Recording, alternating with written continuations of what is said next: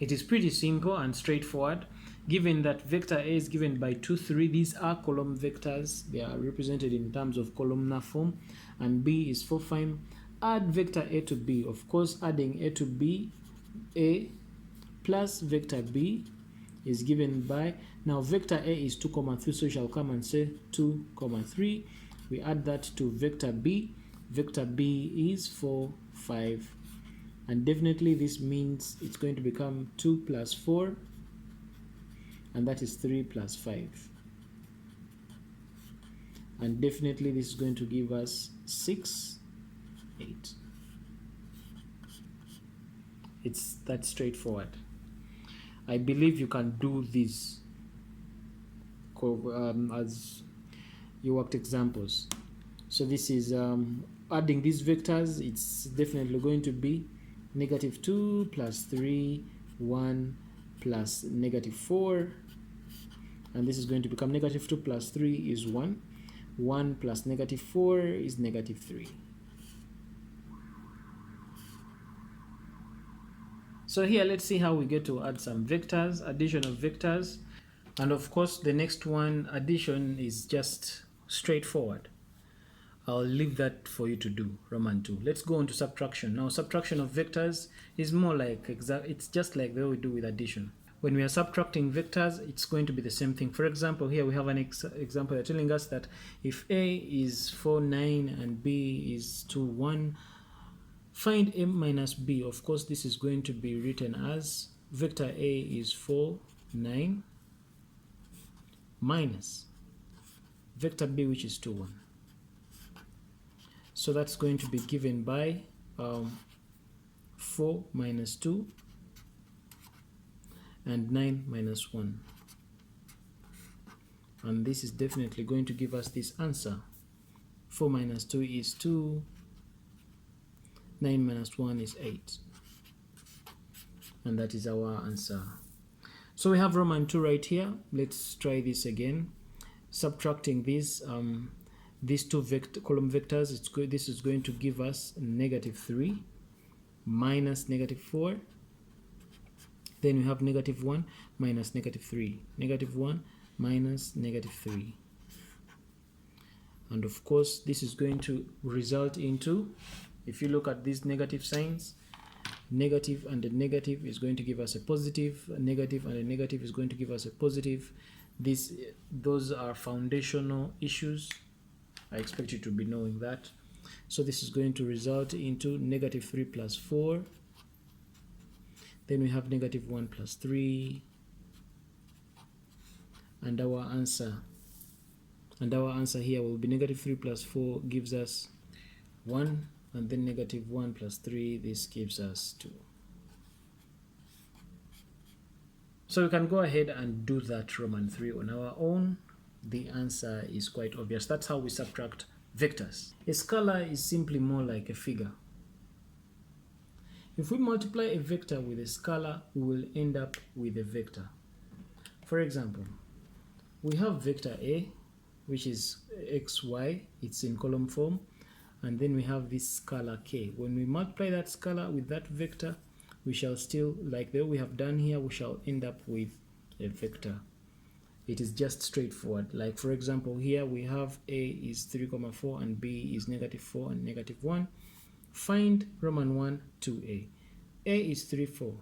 So 2A, let me do it right here. 2A is the same as saying 2 times the vector A, which vector A in this case is 3, 4. So it's 3, 4. This is going to be 2 times 3, which is 6. Then we have 2 times 4, which is 8. And this is the answer right here. And then 5B, it's going to be the same thing like that we did here. It's only that here it's going to be, to find 5B, it means it is 5 times the vector B. And according to our question, the vector B is -4, -1. So it is 5 into -4, -1. This is going to become 5 times -4, which is -20. Then we have 5 times -1, which is -5. And that is right there is our answer. The thing here Same story, 3a minus b, it's going to be, it is 3 times the vector a, which so happens to be 3, 4, which is 3, 4, minus b, our b is negative 4, negative 1, minus negative 4, negative 1. And so 3 times 3 is 9, 3 times 4 is 12, minus this vector, which happens to be negative 4, negative 1. And so to continue with this one, I'll end up with 9 minus negative 4, then we have 12 minus negative 1, 12 minus negative 1. And of course this is plus, so 9 plus 4 is 13, and this is 12 plus 1 is also 13. And that is the answer to that. Then there's what we call the magnitude of a vector. So it's simple that if a vector is x, xy, this is a column vector they're giving us. And now if you're to find the magnitude of a vector, which is denoted by a, this would be the formula. Now where does this formula come from? This formula comes from a Pythagoras theorem. Let me give an example. Let's say we have vector a is 4, 3, and we are required to find the magnitude of the vector. Now when we are talking about magnitude of the vector is denoted by those two bars. When you see those two bars on a vector, or you see it as something like that, AB, but it's having these two bars, they are talking about the magnitude.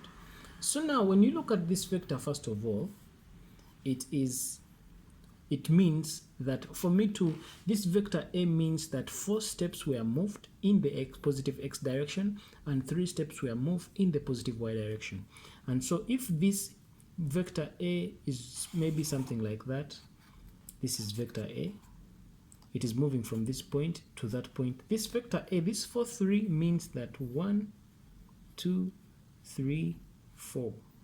4 steps were moved in the positive x direction and 3 steps were moved in the y direction to arrive at this. Because this 4 represents the x steps in the x direction, this 3 represents the steps in the y direction. So if it is 4 steps moved that way and 3 steps moved up there, for me to find the magnitude of A, when they tell you to find the magnitude of the vector, they are, in other words, the word magnitude means they can either say magnitude or size. So finding the magnitude of this vector is the same as finding the distance of this vector. And when you look at this, this is a right angle triangle. And because it's a right angle triangle, for me to get the length of side A, it would mean it is A squared is going to be equal to that squared, that is 4 squared plus 3 squared. We are using Pythagoras theorem. So to make A the subject of the formula, A, the magnitude of A would therefore be equal to under the square root of 4 squared plus 3 squared. So this is where this formula comes from, that the value of x in this case, which is 4 squared, plus the value of y, which in this case is 3, is giving us the magnitude of A. And so in this case, if we are to find the magnitude of A here, this would go ahead and say it's going to be the square root of 4 squared, which is 16, plus the square root of 3 plus 3 squared, which is 9, and definitely this is going to be the square root of 25, and the square root of 25 is 5. In other words, as far as our worked example here is concerned, the magnitude of A is 5. So basically that's how we find the magnitude of a vector.